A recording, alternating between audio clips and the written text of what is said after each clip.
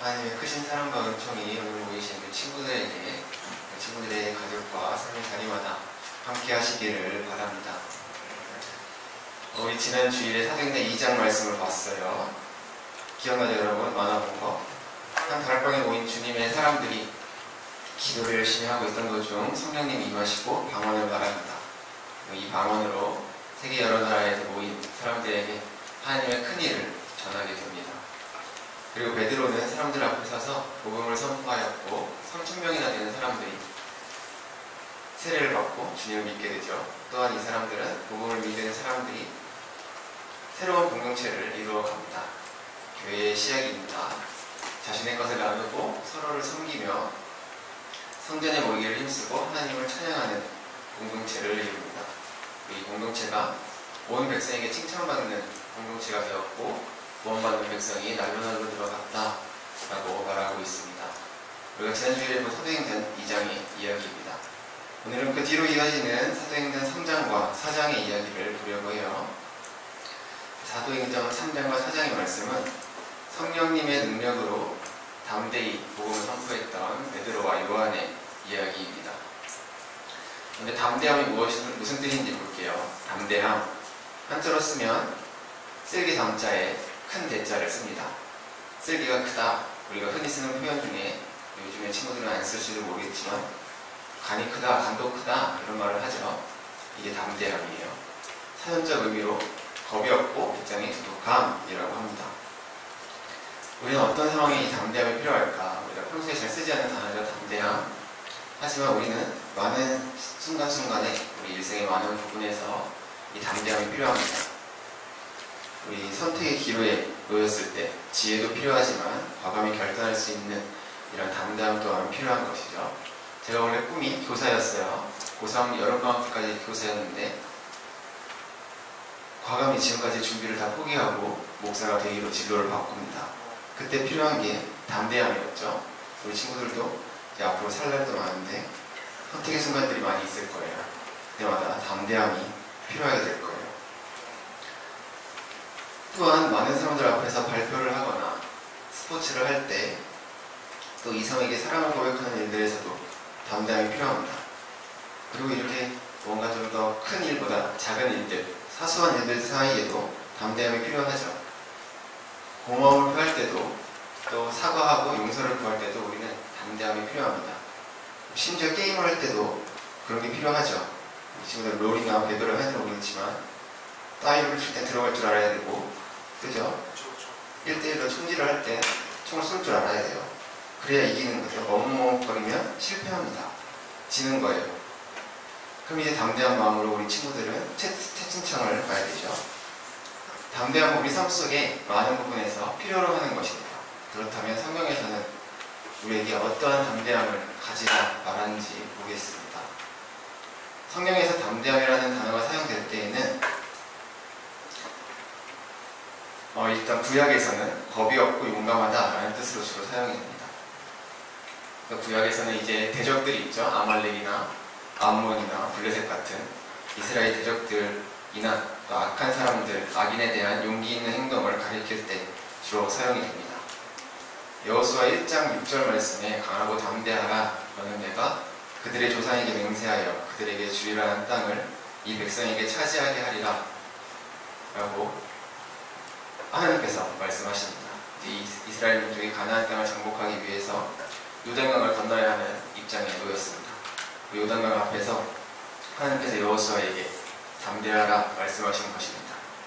그리고 사무엘하 10장 12절에서 다윗의 장군인 요압이 암몬과의 전쟁을 앞두고 있습니다.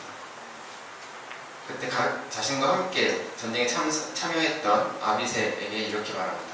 너는 담대하라. 우리가 우리 백성과 우리 하나님의 성읍들을 위하여 담대히 하자. 여호와께서 선히 여기시는 대로 행하시기를 원하노라. 여호수아가 가나안의 수많은 대적들을 상대하기에 앞서 하나님께서 담대할 것을 요구하셨고 요압이 암몬과의 전쟁을 앞두고 동생인 아비새에게 담대할 것을 요구하고 있습니다. 이처럼 우리는 대적을 상대하는 일, 또 우리 삶 속에서 벌어지는 악한 일과 죄를 상대할 때 이러한 담대함이 필요한 것이죠. 신약으로 넘어가 보겠습니다. 신약에서는 오늘 우리가 볼 사도행전의 베드로와 요한처럼 두려움 없이 복음을 선포하고 믿지 않는 사람들 앞에서 용기 있게 신앙을 고백하는 일에 사용이 됩니다. 오늘 본문인 3장에서 베드로와 요한이 기도할 시간이 돼서 성전으로 올라갑니다. 성전에 갔더니 태어날 때부터 걷지 못하는 사람을 다른 사람들이 메고 와서 성전 문 앞에 내려놨습니다. 그 걷지 못하는 사람이 구걸할 수 있게 데려다 준 것이죠. 이 사람을 베드로와 요한이 고쳐줍니다. 베드로가 말합니다. 은과 금은 내게 없거니와 내게 있는 이것을 내게 주노니 나사렛 예수 그리스도의 이름으로 일어나 걸으라. 그 사람은 고침을 받고 기뻐하며 하나님을 찬양합니다. 이게 성전 한복판에서 성전 입구에서 일어난 일이죠. 수많은 사람이 봤습니다. 그리고 베드로와 요한에게 몰려듭니다. 베드로와 요한은 이들을 솔로몬의 행각이라는 곳에 모아두고 2장에서 성령을 받았을 때처럼 이 몰려든 사람들을 향해 복음을 선포합니다. 여기까지가 3장의 내용이고요. 그리고 이 일을 계기로 4장에서 베드로와 요한은 감옥에 갇히게 됩니다. 우리는 주님의 자녀로서 예수님의 발자취를 따라야 할 사명이 있습니다. 이 사명에는 오늘 베드로와 요한에게 있었던 것처럼 어려움들이 있습니다. 그렇기에 우리는 담대함을 가져야 하는 것입니다. 베드로와 요한은 이틀간 갇혀있다가 유대 지도자들 앞에 불려갑니다. 이제 그들은 자신들의 한 행동에 대한 해명을 할 시간이었습니다. 베드로와 요한의 행동은 이 유대 지도자들에게 미움을 살 만한 행동이었어요. 자칫하면 예수님처럼 죽을 수도 있는 위험한 행동이었다는 것이에요. 왜냐하면 예수님께서 십자가에서 돌아가셨죠.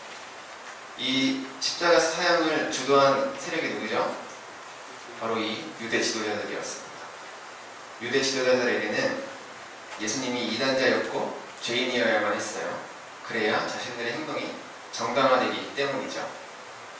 사도들이 예수님을 전하고 예수님의 이름으로 기적을 행하는 것을 가만히 놔두고 용인하게 되면 자신들의 잘못을 인정하는 꼴이 되는 거였습니다. 그렇기 때문에 유대 지도자들은 전력을 다해 예수님을 전하고 예수님의 이름으로 기적을 행하는 이 사도들을, 예수님의 제자들을 막아야 했던 것이죠. 마태복음 28장 11절에서 10절을 보면 여자들이 갈 때 경비병 중 몇이 성에 들어가 모든 된 일을 대제사장들에게 알리니, 그러니까 경비병들이 예수 그리스도가 부활하셨다는 사실을 알린 거예요. 장로들과 함께 모여 의논하고 군인들에게 돈을 많이 주며 이르되 너희는 말하기를 그의 제자들이 밤에 와서 우리가 잘 때에 그를 도둑질하여 갔다 하라. 만약 이 말이 총독에게 들리면 우리가 권하여 너희로 근심하지 않게 하리라 하니 군인들이 돈을 받고 가르친 대로 하였으니 이 말이 오늘날까지 유대인 가운데 두루 퍼지니라. 군인들을 매수한 거죠. 매수해서 거짓 소문을 퍼뜨립니다. 예수님이 부활하신 것이 아니라 그의 제자들이 예수님의 시신을 도둑질하여 간 것이다 라고 거짓 소문을 퍼뜨리는 거예요. 이렇게까지 하면서 이 유대 지도자들은 예수님을 전하고 예수님의 이름으로 기적을 행하는 일들을 막고 있었어요. 그런데 베드로와 요한이 오늘 오후 3시에 성전 문 앞에서 걷지 못하는 자를 예수님의 이름으로 걷게 하고, 또 오후 3시가 기도하는 시간이거든요. 기도하는 시간에 몰려든 많은 사람들 앞에서 복음을 전하는 것입니다. 담대함이 필요했던 일이죠. 베드로와 요한은 그럼 유대 지도자들 앞에서 살기 위해 용서를 구했을까? 그렇지 않았다는 것입니다. 사도행전 4장 8절에서 12절 말씀에서 이에 베드로가 성령에 충만하여 이르되 백성의 관리들과 장로들아 만일 병자에게 행한 착한 일에 대하여 이 사람이 어떻게 구원을 받았느냐고 오늘 우리에게 질문한다면 너희와 모든 이스라엘 백성들은 알라. 너희가 십자가에 못 박고 하나님의 죽은 자 가운데서 살리신 나사렛 예수 그리스도의 이름으로 이 사람이 건강하게 되어 너희 앞에 섰느니라. 이 예수는 너희 건축자들이 버린 돌로서 진 모퉁이의 머릿돌이 되었느니라. 다른 이로서는 구원을 받을 수 없나니 천하 사람 중에 구원을 받을 만한 다른 이름을 우리에게 주신 일이 없음이라 하였더라. 일말의 변명도 하지 않고 베드로와 요한은 사실 그대로를 말합니다. 13절에는 담대히 말했다고 증언하고 있습니다. 우리에게도 이러한 담대함이 필요합니다. 일상에서도 마찬가지지만 주님의 일에 또 우리 친구들이 감당하게 될 사명들에 대해 담대함이 필요한 것이죠. 그리고 우리가 담대히 행할 수 있게 하는 원동력이 바로 성령의 충만함입니다. 베드로가 유대 지도자들 앞에서 예수님을 증언할 때 성령에 충만하였다고 말합니다. 담대하게 살아가기 위해서는, 담대하게 나에게 주어진 사명들을 이루어 나가기 위해서는 먼저 성령의 충만함을 구해야 합니다. 사도행전 4장 31절 말씀에 빌기를 다음에 모인 곳이 진동하더니 무리가 다 성령에 충만하여 담대히 하나님의 말씀을 전하였다라고 말합니다. 사도들뿐만 아니라 그들과 함께했던 공동체 모두가 성령에 충만하여지자 담대히 하나님의 말씀을 전하게 된 것입니다. 우리가 살아가다 보면 스스로 작정하고 전도를 하는 경우도 있겠지만 갑작스럽게 자신의 신앙을 고백하거나 복음을 전하게 될 일들이 생기게 됩니다. 그리고 이러한 일들이 베드로와 요한이 부당한 이유로 구속되었던 것처럼 나에게도 불이익으로 돌아올 때가 있을 것입니다. 그러할 때 우리가 당당히 신앙을 고백하고 복음을 말할 것인가, 아니면 불이익에 굴복하고 예수님을 부인할 것인가, 우리 친구들이 얼마나 성령의 충만함 속에 살아가느냐에 달려있는 것입니다. 당당히 그리스도인임을 밝히고 담대히 복음을 전할 수 있는 것, 그러기 위해서 우리는 성령의 충만함을 위해 늘 기도해야 할 것이고 담대함 주시길 기도해야 합니다. 주님을 3번 부인했던 베드로와 같은 신앙인이 될 것인가, 아니면 유대 지도자들 앞에서 담대히 예수님을 증언한 베드로와 같은 신앙인이 될 것인가, 이는 성령의 충만함을 얼마나 사모하는지에서 결정되는 것이죠. 우리 친구들이 성령의 충만함을 사모하는 친구들 되기를 바랍니다. 그리고 담대함을 가지시기를 바랍니다. 사도행전 4장 24절부터 30절에 나오는 사도들과 그 동료들의 기도로 오늘 설교를 마치도록 하겠습니다. 그들이 듣고 한 마음으로 하나님께 소리를 높여 이르되 대주제여 천지와 바다와 그 가운데 만물을 지은 이시여 또 주의 종 우리 조상 다윗의 입을 통하여 성령으로 말씀하시기를 어찌하여 열방이 분노하며 족속들이 화살을 경영하는고 세상의 군왕들이 나서며 관리들이 함께 모여 주와 그의 그리스도를 대적하도다 하신 이로소이다. 과연 헤롯과 본디오 빌라도는 이방인과 이스라엘 백성과 합세하여 하나님께서 기름 부으신 거룩한 종 예수를 거슬러 하나님의 권능과 뜻대로 이루려고 예정하신 그것을 행하려고 이 성에 모였나이다.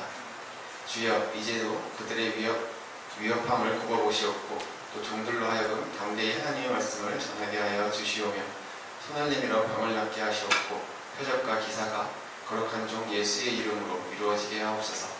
아멘. 우리 친구들이 성령의 충만함을 구하며 담대히 주어진 사명을 이루어나가는 친구들 되시기를 바라고요. 우리 중고등부가 언제나 성령의 충만함 가운데 하나님의 은혜를 사모하는 공동체가 되기를 바랍니다. 기도하시겠습니다.